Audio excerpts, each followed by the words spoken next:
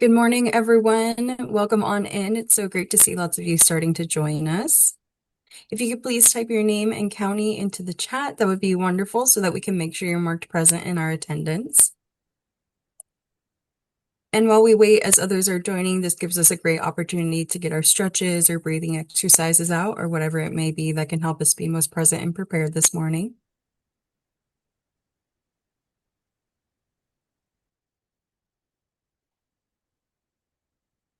And welcome to everyone who's just joining us. It's wonderful to see you all here.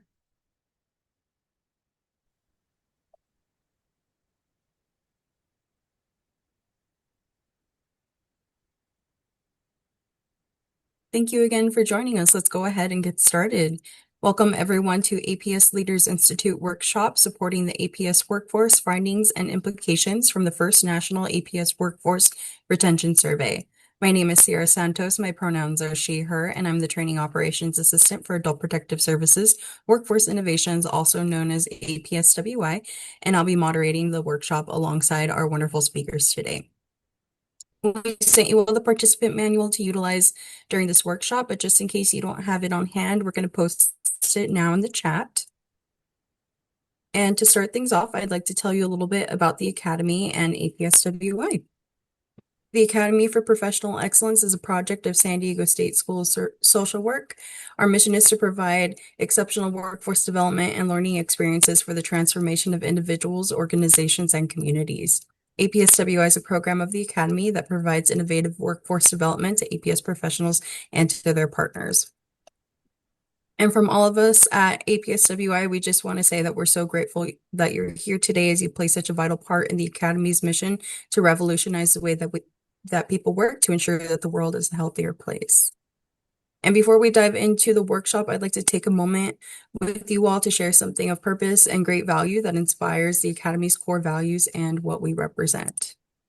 I'm going to share with you all a land acknowledgement. The purpose of this land acknowledgement is to recognize the relationship of Indigenous peoples to the land. I'm coming here from the land of the Kumeyaay and Luiseno since I'm located in North County, San Diego. And I'm going to post a link in the chat if you'd like to see which native land that you are on. This acknowledgement of the land is multifaceted in its meaning. It shows respect to the people of the land, to the land itself, and to their relationship to one another.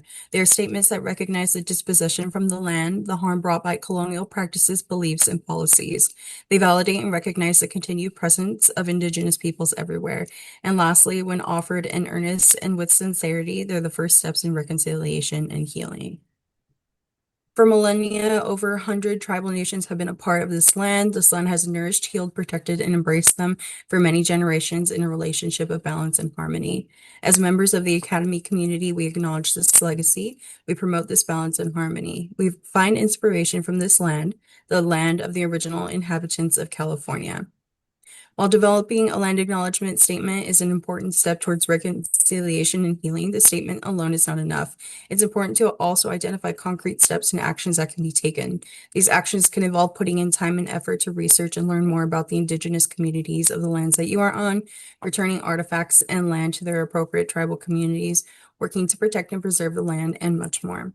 You can use the same link I posted in our chat to our website, which lists many ways that you can take action. Thank you for participating in this moment of recognition with me. I'm sure many of you might be familiar with navigating through Zoom. I'm going to briefly review how we'll be using these various functions for today's workshop. For audio, you can click the microphone icon for more settings and options. To unmute while speaking, you can press and hold the space bar. And just a reminder, during our time together as we're practicing mindfulness, when you're listening or others are speaking, please mute yourself and of course unmute if you're about to speak. For the video camera, click the video icon titled Stop Video to unshare and share your camera.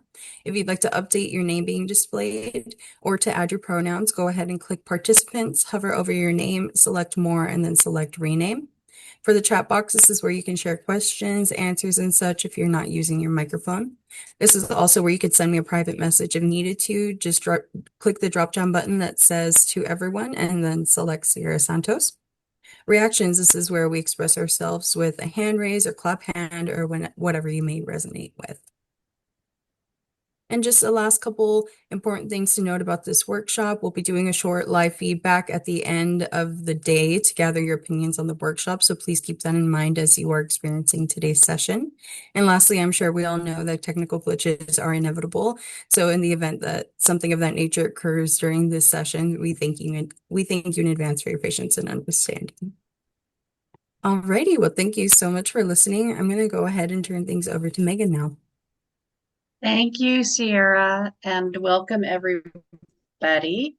I'm Megan Juring, coordinator for the APS Leaders Institute, and I'm so grateful for the support of my colleagues, including Emily Soltizio, Sierra Santos, Callie Fleckner, and Jennifer Ovive to bring this workshop to you. Not to ignore our fabulous presenters as well, who I'll introduce in a little bit. The goal of the Leaders Institute is to support APS and adult services leaders statewide and enhance your capacity to drive program improvements in your county and collectively statewide.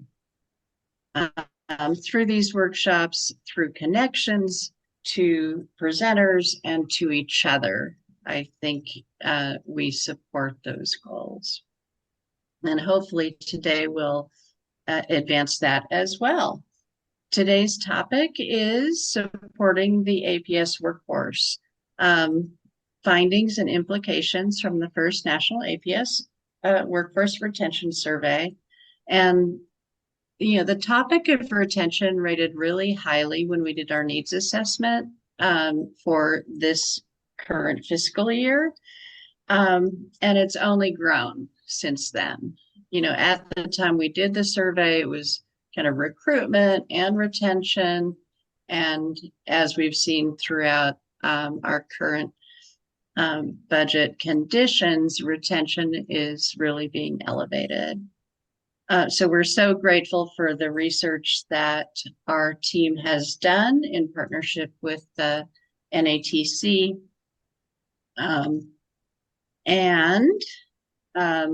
We are encouraging your interaction with the presenters and with each other.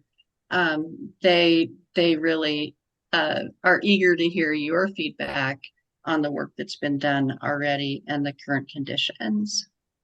So on the slide in front of you, we have our agenda for the day. We are obviously in the welcome and opening remarks section right now.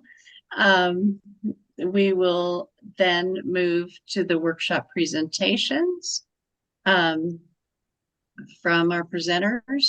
Then what we hope to have is a robust Q&A session and breakout groups because we want you to be able to discuss amongst yourselves what are your challenges. And to the degree you want to share back that information, we will have documents available in each breakout group session that you could take notes on. And then we do hope, we always like to kind of have a closing summary after folks have broken into smaller groups to kind of come back and share the big takeaways. And then we really hope that you'll save time for the evaluation, which is built in to our agenda timeline and to complete at 11:30. Regarding questions and answers, we are hoping that if you have a specific question about something that's on the agenda, please type that in the chat, and Marian and I will be watching that to kind of see, like, if we need to interrupt and go dig a little deeper on a particular item. And if it's a general question, then we'll know that it could be held till the Q&A session, at which we're allowing a generous amount of time for. So again, with regard to the breakout groups, this is your time with your peers. We'll send out documents to the breakout rooms if you want to use them, and provide prompts for getting your discussion started. And those are all just suggestions. The presenters would love your feedback if you care to type up some notes to provide to them, and they will be shared with them. Please do stay and complete the evaluation at the end of our session. We use your feedback, we care about it, and we work with it. So to introduce our presenters, I am so thrilled that we have Saba, Rebecca, and Marian here with us today. Marian Liu is an associate professor at Purdue University and conducts applied and translational research around elder justice issues. Emily or someone, I didn't note this in advance, but if someone can drop the presenter bios in the chat, that would be awesome. Thank you, Emily.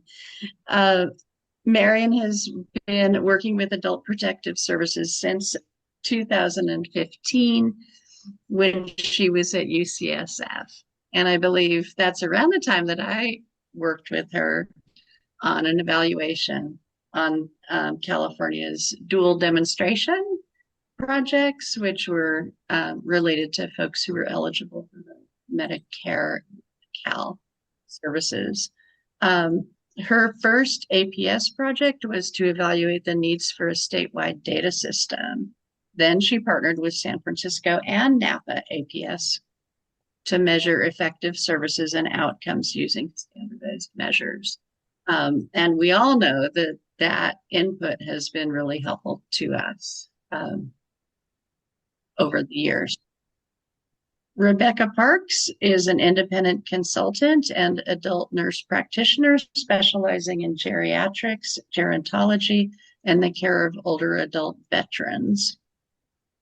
From 2021 through 2025, she served as the project manager and research analyst at Purdue University School of Nursing, with a focus on adult protective services and elder justice, and research on aging-related topics. Most recently, Rebecca, thank you so much, managed the evaluation team for the National Adult Protective Services Training Center, NATC, overseeing national efforts to assess APS training recruitment and retention activities. And we're so grateful to have you here as well, Rebecca. Saba Naderian is a third-year PhD student in industrial engineering at Purdue University. Her research focuses on healthcare systems and elder services. Yeah, when I first met Saba, I was like, I don't get it, engineering. And it became very clear to me, like where that intersection is and how it fits. And I'm so grateful for that. So healthcare systems and elder services with an emphasis on APS. Saba, correct me if I'm wrong, Master's of Science? Well, my master is again in engineering, but its subject is healthcare systems engineering. Nice. Thank you so much. And she applies these industrial engineering methods and statistical analysis to improve our healthcare processes and APS-related services with the goal of enhancing efficiency, accessibility, and overall effectiveness, which I'm sure everyone here on the call can appreciate during these times. So with that, I'm not sure. Am I turning it over to Rebecca or Saba first? I'm gonna open it up for set the stage for the two of them. Awesome. Thank you, Saba, and take it away. All right, good to see everyone. So I am Marian. First of all, I wanted to thank the Academy and Leaders Institute's invitation to return to California. As Megan mentioned, I started my career in California. I went to graduate school in Los Angeles, and I lived in San Francisco for about 5 years before moving to Purdue University. So it's really awesome to get to see old friends on the screen and also new friends who I have never met online. And since I moved away, I met other talented students and professionals invested in working with APS. And the best among them are presenting today with us, Rebecca and Saba. So today's presentation will be delivered to you by the two of them, and I will be moderating in the background, monitoring the chat and everything like that. So this is really their hard work, not mine. So I wanted to make sure that they get all the credits. Next slide. So in addition to recognizing funding from the Administration for Community Living, we would also like to thank some important people who helped us with this work. First of all, to the National Adult Protective Services Association, NAPSA, who ran the National APS Training Center when the survey was implemented. We thank NAPSA for their trust in us for carrying out this work and their devoted time in recruiting APS workforce to respond to the survey, especially the former director, Chris Dubel. We would also like to thank our team, all of them California APS affiliates, including Krista Brown, Jamie Arlett, Edith Chen, Stacy Lindberg, Lori De La Grammaticus, and Sarah Stratum. Special thanks to Krista Brown, who worked on this presentation with us. We would also like to thank the members of our advisory board members for providing input along the way. Some of them are from California. So Chris O'Leary, Valerie Smith, and Down Gibbons, McWayne. Thank you for serving as our advisors to guide our work. Next slide. All right, since maybe not everyone here is familiar with the National APS Training Center and the work we did with NAPSA. Rebecca will start with a little bit of background and resources where you can refer more information on. And then she will start introducing the findings from the first national survey, focusing on recruitment issues. Afterwards, Saba will take over to discuss findings on retention. Saba is a statistics wizard, so I recommend getting a cup of coffee before her portion starts because we will show you a lot of statistical models derived from the industrial and organizational psychology. Your head will spin, I promise. Last but not least, we would like to hear from you regarding your questions, and we'll open up the space for discussion before you head into the breakout groups. If you have any questions along the way, please enter them in the chat. And we, as I mentioned, I will monitor in the background and just interrupt the presentation from Rebecca and Saba from time to time. And the three of us, will work together to answer your questions. So the overall presentation will be about an hour, but then depending on how many questions we have along the way, it could be a little bit longer than an hour. All righty, to you, Rebecca. Thank you, Marian.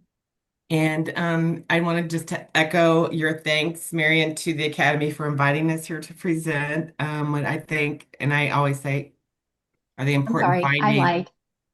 Rebecca, my apologies. I lied. The next slide is still mine. Okay, we'll just back that up. Thank you. I'm so sorry. So for today's presentation, we would like to show you the survey data and analysis so far, especially if you are not aware of these efforts by NAPSA previously. We are open to understanding what is of interest to you, how is it useful or not useful to you, and what can we work on next to bring you additional, more useful information. If you have any questions when Rebecca and Saba are talking, like I said previously, just continue putting the questions in the chat. I will monitor them and I will work with Rebecca and Saba to clarify those questions one after the other. And all of the questions that we are not able to get to for whatever reason, we will make sure to take it to the discussion or maybe respond to you independently through email afterwards. All right, now for real. Rebecca, next slide. Okay. Thank you, Marian, and thank you to the Academy and all the attendees. Like Marian said, I too am seeing a lot of familiar names and faces from our work on this and other projects with California. And I do just want to point out California APS folks are always so eager to participate in any of the surveys, the research, the projects, and should be proud of your great contributions to the knowledge base for adult protective services. So well done. Thank you for your participation. So to just speak briefly on this slide about an overall picture of the National APS Training Center, the NATC Purdue Evaluation Project. It isn't just this survey. It started back, I believe it was in 2022, and started at just looking at evaluating training going on across the country in APS programs and what is needed in the training center, what programs wanted, etc. We did focus groups, we did listening sessions, and we did a ranked training topic survey, which probably some of you participated in. If you did, thank you again. And based on those findings, I do know that one of the training topics that came up under the supervisor administrator kind of subheading was about retention. So here we are just following that trajectory. So that was kind of phase one. And then phase two, after we finished with the training topics, evaluation of the NATC, we turned to evaluating further, looking further at APS recruitment and retention. And that is definitely an area that ACL wanted us to look at in some way. So as you can see under phase two, listing some of the things that we did, as Marian mentioned, gathered the first NATC APS Recruitment and Retention Advisory Board to kind of share topics amongst the administrators or share practices that were promising, etc. Literature reviews, developing and distributing the survey, and then also developing the NATC APS recruitment education tool. And currently, probably for the past year or less, we're in the phase of really distributing and analyzing further all the data that came from the survey. Next slide, please. And if you have not had a chance yet or haven't seen any of the previous work about our first, I guess our first presentation, it was really before we had an opportunity to analyze, further. This was just the descriptive findings on the survey. It was really just the numbers, the frequencies of the findings of all the different findings. There were a couple of times that information was presented. Initially, it was presented at the NAPSA conference in New Mexico, if anyone got to attend there. And then again, NAPSA felt that the work was so important that they hosted a national webinar to once again disseminate those findings.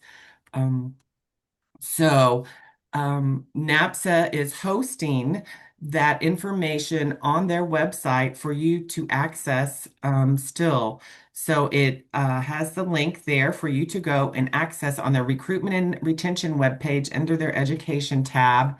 There is the recording of the webinar presentation to NAPSA members, as well as the slide deck. I took a look at those last night again to refresh my memory. And it is different information, a little bit of the same, but mainly different than what you're going to be getting today because we've had that time to analyze further, as Saba will go into. So if you have an opportunity to listen, I would encourage that, but there's also just the slide deck available. And then another project that we completed was the recruitment and retention education tool, which some of the participants on this call, including the Academy, participated in. And one of the promising practices that is mentioned in there is the Academy Supervisor Coaching Pilot, which was highlighted in there along with the California MSW stipend program. So those are great free resources, access. All the information is gathered in one place. Really, at the time that that was put up, the tool, this really looked at, it was a gathering of all the available information about the APS workforce recruitment and retention, as well as other similar disciplines. Next slide, please. Okay, and just a reminder, or just to review, the topics that were covered in the retention survey are kind of listed here, but I'll just go over them in case you haven't had the opportunity to see the presentation previously or look at that. These were the topics, the headings, etc., that we were looking at. So demographic information, of course, who's participating, education and training. So we're looking at education level, onboarding, training, etc. And then ongoing training. And I believe some of that will be covered in Saba's, as well as individual factors, individual traits of the participants, organizational factors, and retention questions, what tended to be much more qualitative, kind of fill in the blank, and asking what you like about APS work, what is your challenges. So we're asking all these sections of questions to get at the answer of why have people stayed in APS? So looking definitely more from a strengths perspective, not, why did you leave, but why do you stay despite or in spite of, all the challenges that you face. Next slide, please.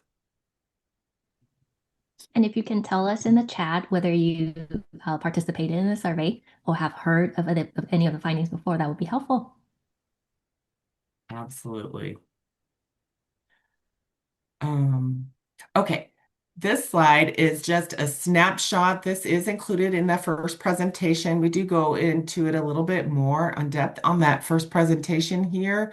I'm just going to review it briefly. So this survey was conducted in 2024. We had over 1,200 responses. So 1,200 individuals responded. So responses from across the country and districts and territories, or district, I guess there's only one, District of Columbia, the territories. So, and as you can see by this participant snapshot, it kind of tells you just the snapshots of some of those categories, the demographics, the education. The majority of folks that participated were from a state administered program. And I know that that is different than California. But we also know that California, a lot of the counties, and I'm not sure if it's statewide or not, I'm sorry, but require a higher education level than a lot of folks. So as you can see, overall, the education level for APS workers is quite high. So 60+% have a bachelor's degree, or at least, the participants in this study. 60+% have a bachelor's degree, and then another 30+% have a master's or higher. So 90+% of the APS workforce participants in this survey had a bachelor's degree or higher.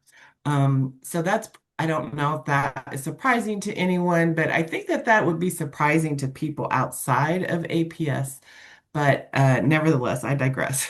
So it was another important factor to point out for This survey participant is that, to our knowledge, this is one of those studies that had a high level of APS caseworker, case carrying folks that participated. So this really is a broad representation of um, the information of those type of workers. So that information. And so we did have about 87 people from California who participated in these survey findings. I think Virginia was, or Washington State was the highest state who participated, but that's okay. We really appreciate it. Like I said at the beginning, all the participation that California workers have participated in. Next slide, please.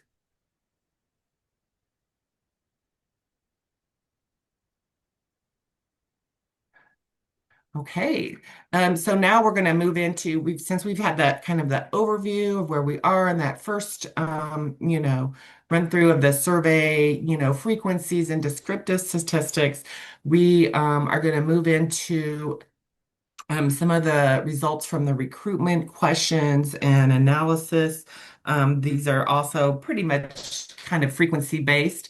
But you really can't talk about retention without talking about recruitment because they're so hand in hand, right? So in the next couple of slides, we'll just be we're uh, talking about results where we ask people, how did you first learn about APS? And maybe that's something you can think of to yourself. How did you first, how are people first learning about APS and APS work? And then the next slide would be about, what kind of question would you ask an APS applicant to determine if they are a good fit for APS work? So next slide, please. So here we go. We had 1,252 responses, and this was a multiple choice question. So you could select all that apply. No, you couldn't. You could select one, and these were the options, and then there was like an other write-in. So is anybody surprised that the high percentage of people indicated that they first learned about APS was with work in another human or social service department or law enforcement? I was a little surprised. Some people weren't as surprised about the just learning about it when they applied for the position. That's about a quarter of the respondents there. And then we were wanting to kind of looking at, is talking about APS in university higher education settings, is that making a dent anywhere into introducing people to the APS field of work, etc. And if you look at those categories individually, it might be disheartening, but if you add all those up, university or college courses or with some type of practicum, whether it's with APS or in another field, we're starting to reach double digits. We're about 12%. So we may not be catching the staff early because over half learned about APS after getting into the field. So how can we maximize those bottom three to introduce APS through internship, practicum, or stipend program, as what has also been done in California? And once again, that is something that is highlighted in the educational tool. How do we sell APS as a career path? So when you're talking about new workers, and then I think the thing at the top about learning through other human services programs, etc., is they would probably be new to APS, but maybe not to human services type of work. So next slide, please.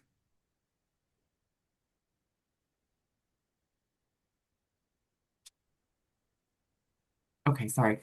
Applicant questions. So like I said, we asked the question, what is one question you might ask a job applicant to determine whether they would be a good fit for APS? 971 people responded. This was a qualitative response. So people, wrote in potential questions.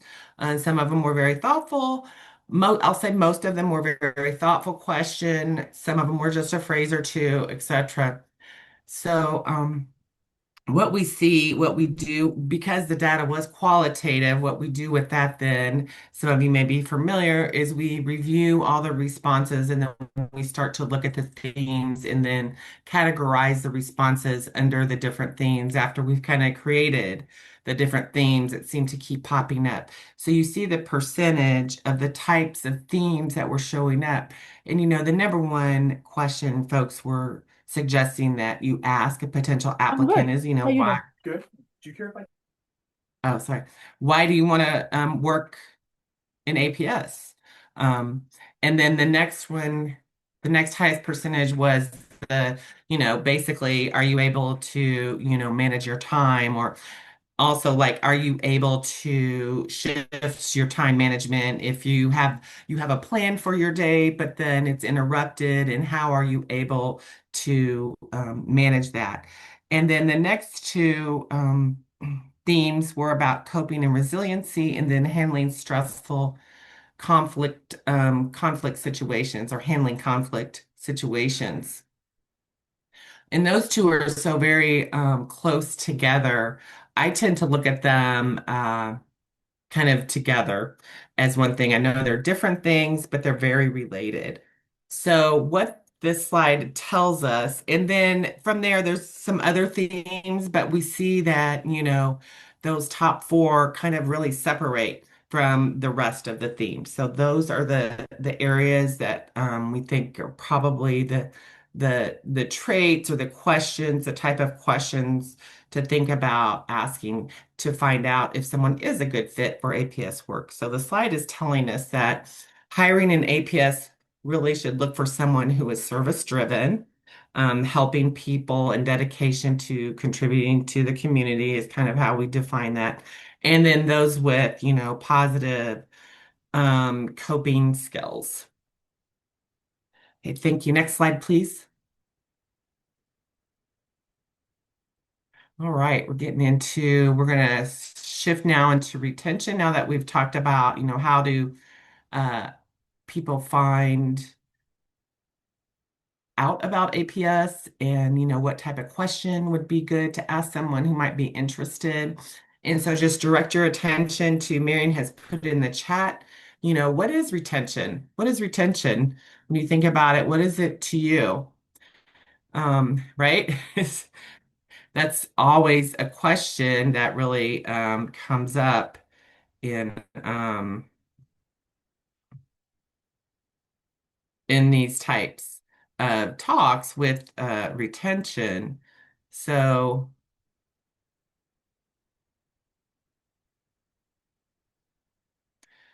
so um, we're going to be looking at basically in this section just a job tenure by APS position type. And then also kind of looking at I guess, how we looked at retention in the survey, and then also the theoretical framework and that kind of thing that we used. And let's see. Yes.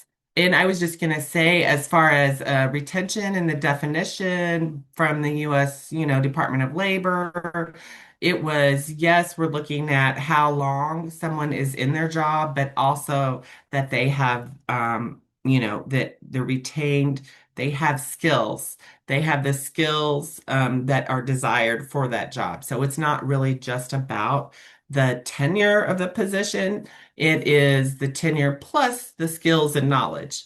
So, and I think that goes into the next slide, please. Well, kind of. We go here first in talking about the job tenure by position. So, as you can see here, the positions that have the longest tenure are a lot of the people probably on this call: manager, administrator, supervisor, and then the folks with the lowest tenure are those APS case carrying people, which, as we know, they were the majority of the participants in this survey. So we see that the lowest tenure is the folks that are doing probably well, I don't want to say day to day, we're all doing day to day, but kind of the client facing participants. Now, I did note based on your responses from the questions we asked during registration that, and obviously we already know this is a leadership call. So everyone on here pretty much falls in one of those top two categories, a manager, administrator, or supervisor. And what I can tell you is that more than 80% of you have more than 3 years experience. So that already by definition from the Bureau of Labor and Statistics is, you're a tenured employee. And then almost half of you have more than 10 years tenure, which is pretty significant. So, and then just to point out that, at least almost close to half, so 43% did indicate that you have had previous case carrying experience. So I guess there's a couple ways to look at that data is because we see that supervisory manager administrator positions tend to have longer tenure. So are people using it or programs using kind of that case carrying entry level per se position as a career ladder to move up? We do know that the literature says that typically tenure is longer for those people who are promoted from within. So there is a retention pearl to note. So in the next slide, when thank you. The next slide, where we try to measure retention in multiple ways. So, like I said earlier, we talk about tenure plus more equals retention. And on this survey, what we did as far as looking at more than tenure, these are the outcome variables from some of the questions that we asked and used in our analysis. So, related to tenure, which we already covered, we asked about intention to stay and also job satisfaction, rating that on a Likert scale. The intention to stay was also on a Likert scale. So it was about, do you intend to stay in APS for 1 year at least? And then lastly, would you recommend APS work to a friend? So we looked, our goal for this next section, which Saba will take over, is to find out what predicts each of these retention outcomes. Thank you. Saba, you're up. Thank you. Hello everyone. My name is Saba, and I'm happy and glad, to share our results with you all hardworking leaders of APS. Well, this is the theoretical framework we use, the job demand control support model. The model suggests that job demands, control, and support all influence whether individuals experience stress and whether they remain in their jobs. I'll explain how we measure them in our survey. Well, demand in the survey is measured as workload. We ask them, the participants, if they agree with this statement that my workload is manageable. And control, can feel a little vague.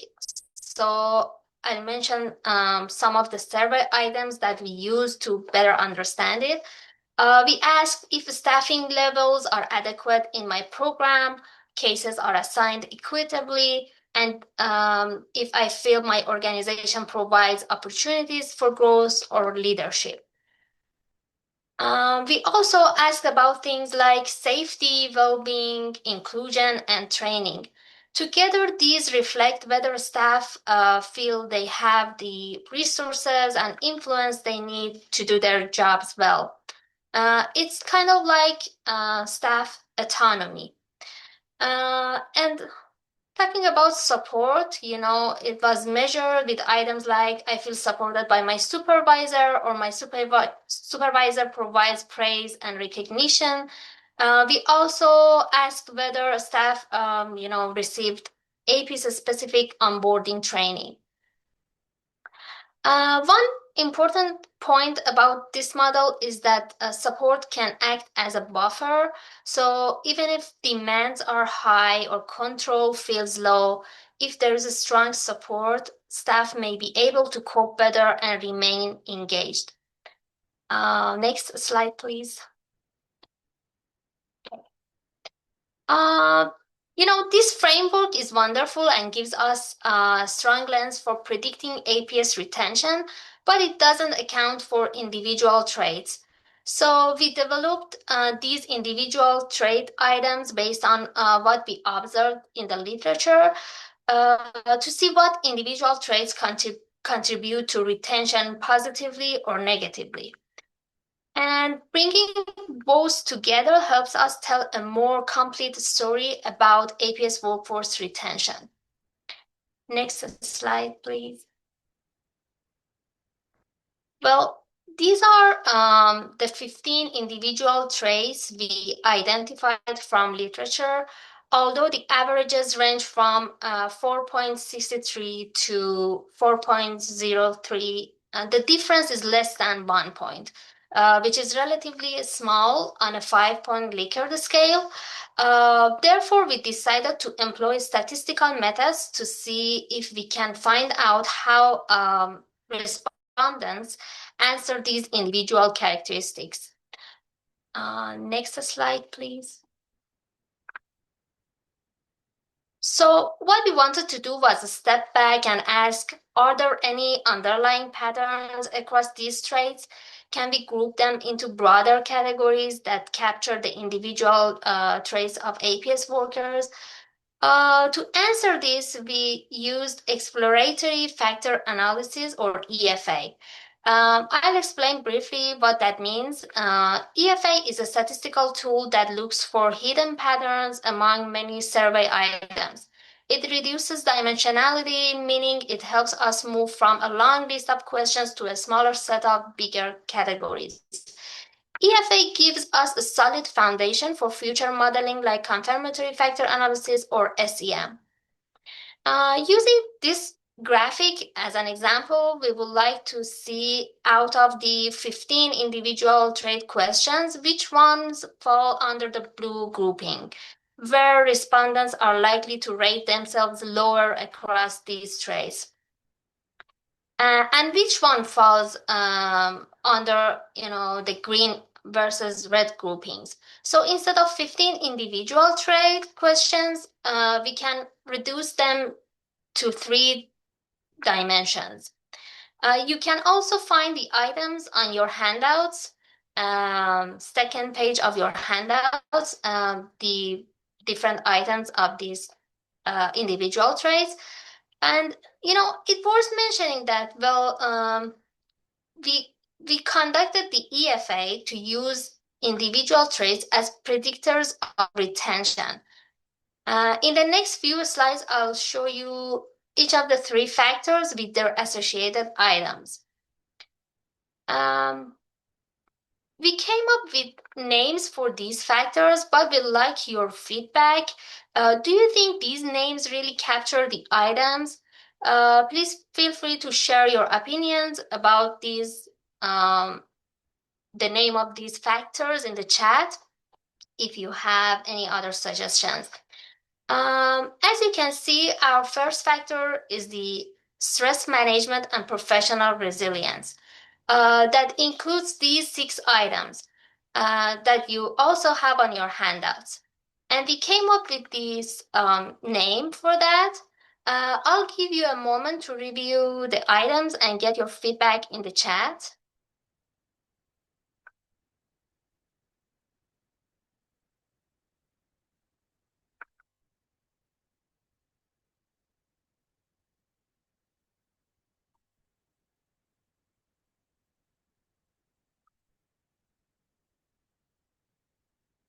And next slide, please. Second factor, which is service-driven work engagement, is as follow, and the items that you can see here. Again, I'll give you a moment to review the items.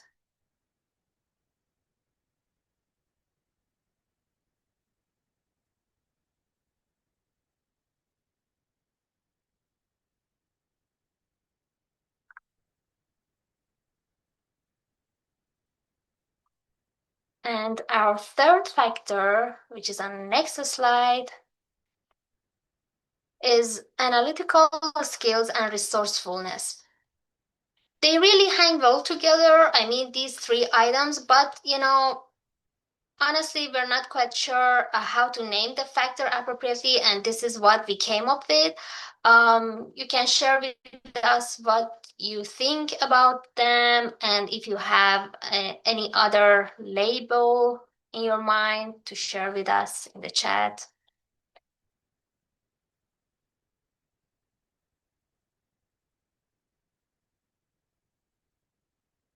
Next slide, please. Thank you. Okay. So now that I've explained how we identify the three individual trait factors and how we use the job demand control support model as our theoretical basis, in the next 4 slides, I'll present the findings for the 4 retention outcomes.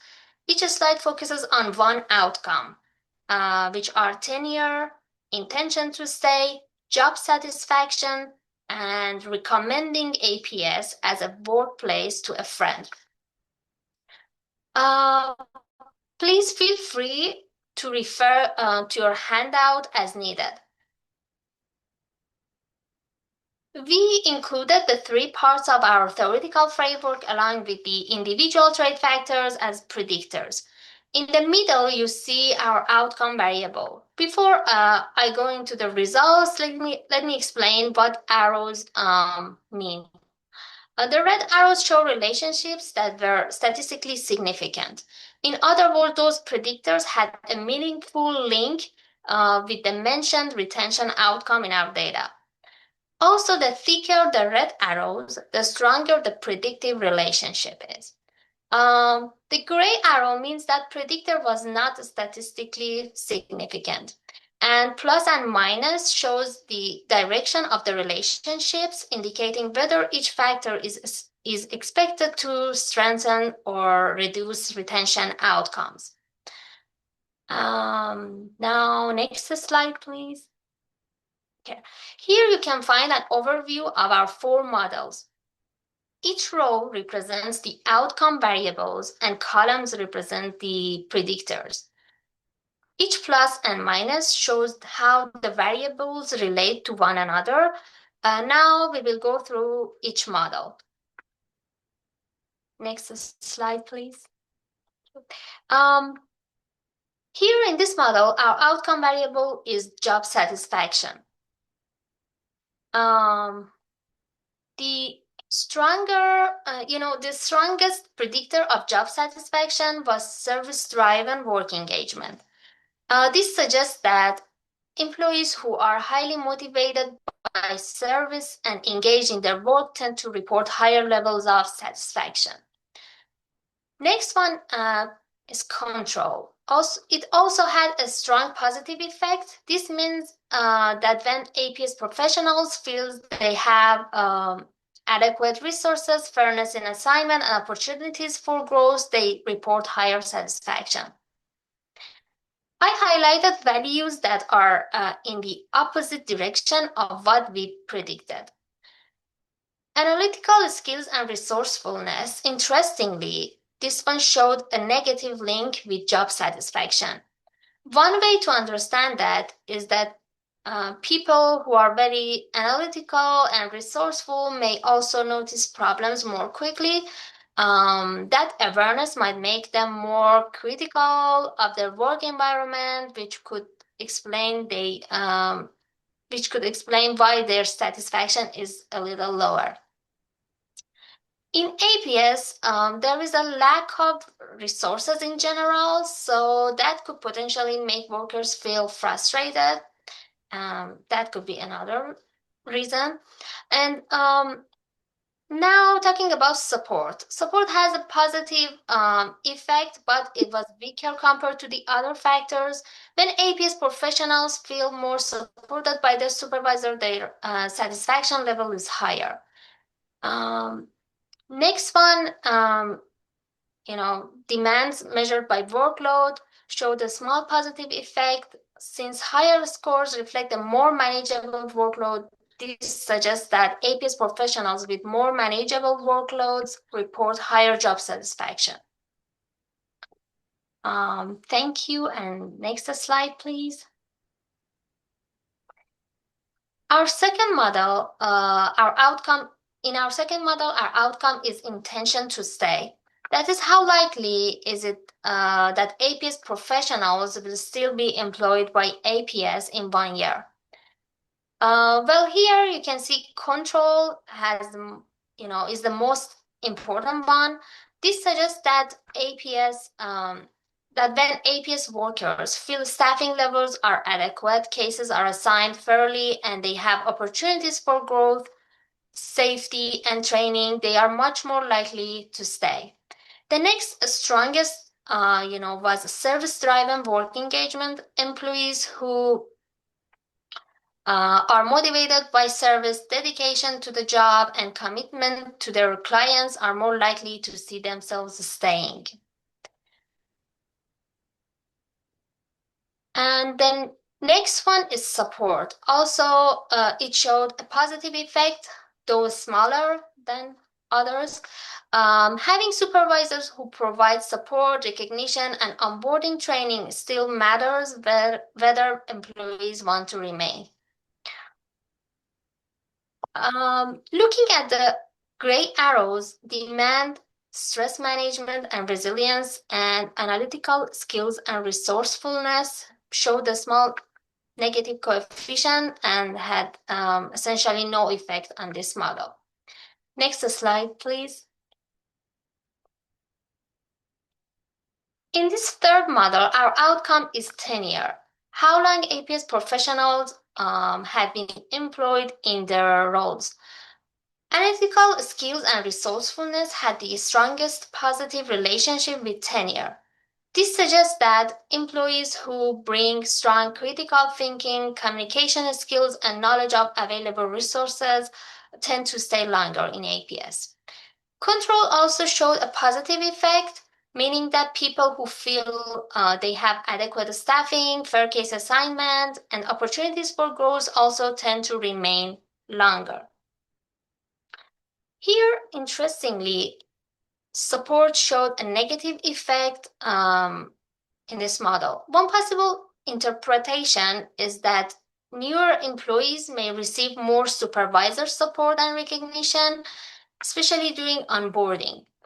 Over time, as they become more experienced, they may report less support, which could explain the negative relationship we see here. One important recommendation is to provide support across all organizational levels. And, supervisors may not receive sufficient support, particularly when administrative resources are limited. And administrators are also require support. These findings emphasize the need for strong support systems throughout the entire hierarchy, including senior leadership.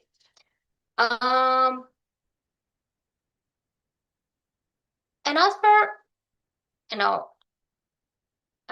predictor is stress management and resilience. It also had a significant negative relationship with tenure. This may reflect that people who have stayed in APS longer are exposed to more stress and trauma over time. So even though they are still in the job, they may not report as much resilience as newer staff. Or from another point of view, we can interpret like people that have better stress management, they may say, I'm out, I'm not staying. Please feel free to share your thoughts on this model. If you have any other interpretation or thoughts on explaining these relationships, please share with us in the chat. And also, demands and service-driven engagement were not statistically significant in this model. Next slide, please. Okay. In this last model, our outcome is whether APS professionals would recommend APS workplace to a friend. It goes beyond whether someone stays. It reflects whether they value the job enough to encourage others to join. The strongest predictor here is control with a high coefficient of 0.79. This is a very large effect, and it tells us that when staff feel they have resources, fair case assignment, opportunities for growth, safety, and well-being, they are much more likely to recommend APS work to others.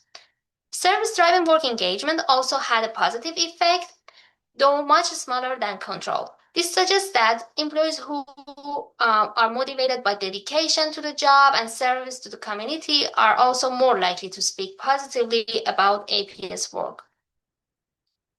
And demands or workload had a small negative effect. This is consistent with the idea that heavier workload may make people less enthusiastic about recommending the job.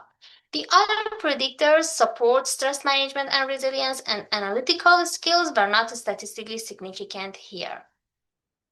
Next slide, please. So we can see how complicated it is with different possible retention outcomes. We get different predictors, even though from the theoretical framework or individual traits, all of these factors play different roles when the outcomes of retention differs. Thank you for your attention.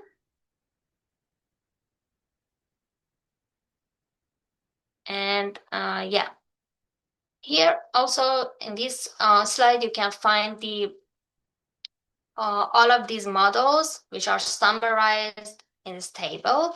And thank you for your attention. This was our statistical analysis results in this project.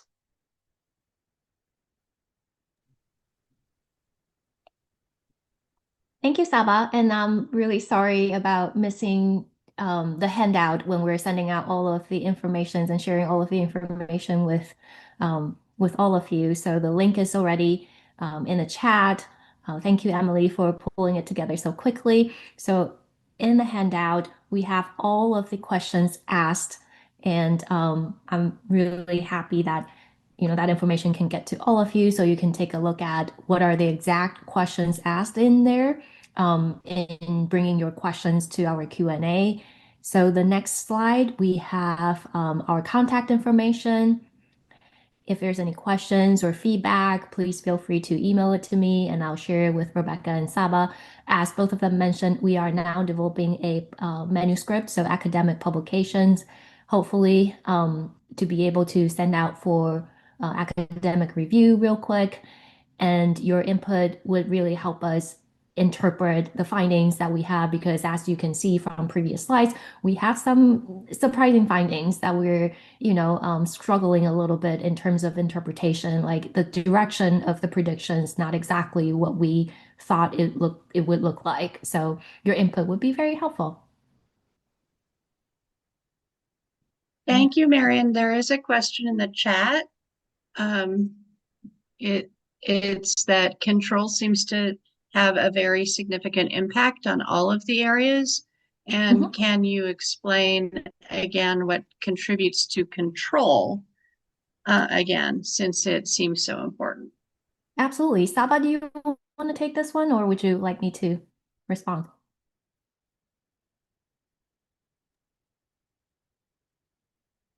Sorry, could you repeat the question, please? Yeah, absolutely. So Julie is asking about control. So the control factor, what does it entail? Well, about, the control, as I, talking more about it, I think I understand that it seems a little vague, but, actually, it's in a simple way to explain it, it's the workforce autonomy, how they have control on, better control on their works that they are doing. And if I want to, again, explain it with our survey items that we had to better understand it, it was about, we asked some questions, and they answered to these questions in Likert scale, if how much they agree with this statement that, for example, staffing levels are adequate in my program, or cases are assigned equitably, and I feel my organization provides opportunities for growth or leadership. We also ask about things like safety, well-being, and inclusion and training. And together, these reflect whether staff feel they have resources and influence they need to do their job well. So in plain words, we can say it's a staff autonomy. If I could just add, I kind of look at that as like the organizational factors questions that contribute to, like what Saba said, the staff being able to do their job with, the resources that are needed to do the job. It covers a lot of those type of questions, also feeling valued and appreciated. And yes.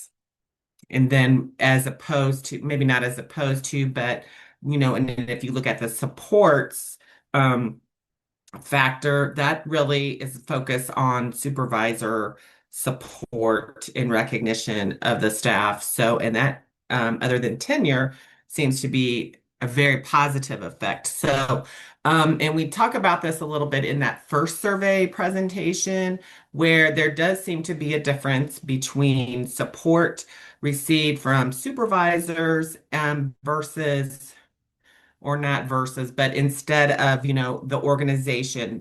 Survey participants did seem to separate those two things out: supervisor support and the organizational support that they received.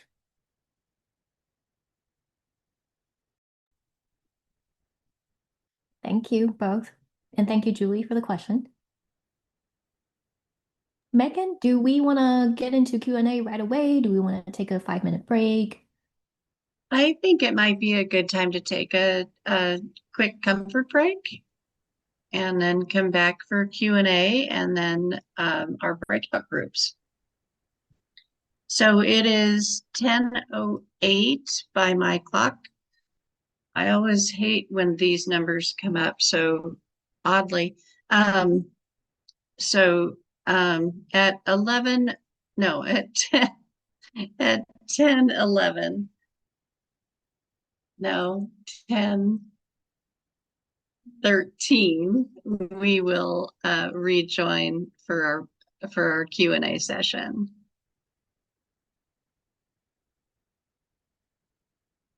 Thank you.